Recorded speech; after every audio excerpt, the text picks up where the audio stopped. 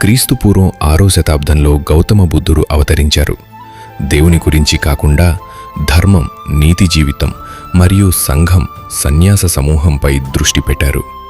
అశోకుడు వంటి రాజులు బౌద్ధమతాన్ని ప్రోత్సహించడంతో ఇది భారతదేశం మొత్తం మరియు విదేశాలకు విస్తరించింది.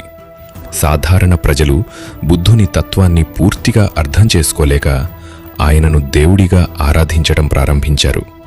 విహారాలు, స్తూపాలు, విశాలమైన బుద్ధ విగ్రహాలు నిర్మించబడ్డాయి. బౌద్ధమతంలో పూజా విధానాలు, ఆడంబరాలు పెరిగాయి.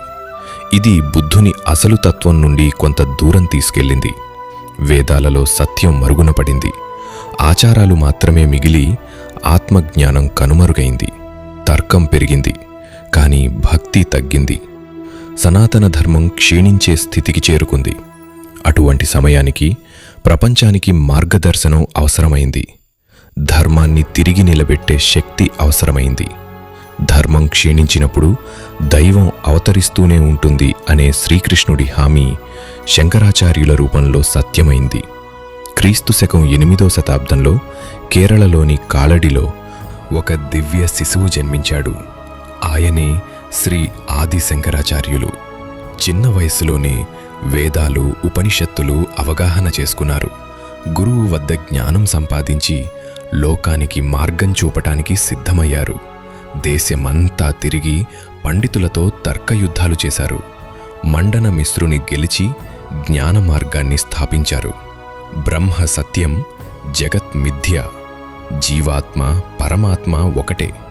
అదే అద్వైత సత్యం. దేశం 4 మూలల్లో మఠాలను స్థాపించి ధర్మాన్ని స్థిరపరిచారు. దక్షిణ దిక్కులో శృంగేరి శారదాపీఠం జ్ఞానం, విద్యకు నిలయంగా వేదాంత ప్రసారం చేసే కేంద్రంగా నిలిచింది.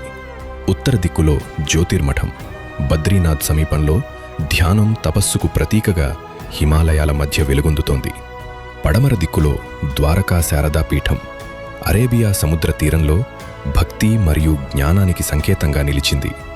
తూర్పు దిక్కులో పూరీ గోవర్ధన పీఠం జగన్నాథుని క్షేత్రంలో సనాతన ధర్మాన్ని పరిరక్షించే కేంద్రంగా ఉంది. ఈ 4 మఠాలు కేవలం పీఠాలు కాదు, అవి భారతదేశాన్ని ఒకే ఆధ్యాత్మిక తంతువుతో కట్టిపడేసిన జ్ఞానదీపాలు. శంకరాచార్యుల దివ్య సంకల్పం ఇప్పటికీ ఈ మఠాల ద్వారా వెలుగుతూనే ఉంది. వేదాంతం మళ్లీ వెలిగింది. భారతం ఆధ్యాత్మికంగా మేల్కొంది. ధర్మం తిరిగి నిలబడింది. ఇదే శాశ్వత సత్యం.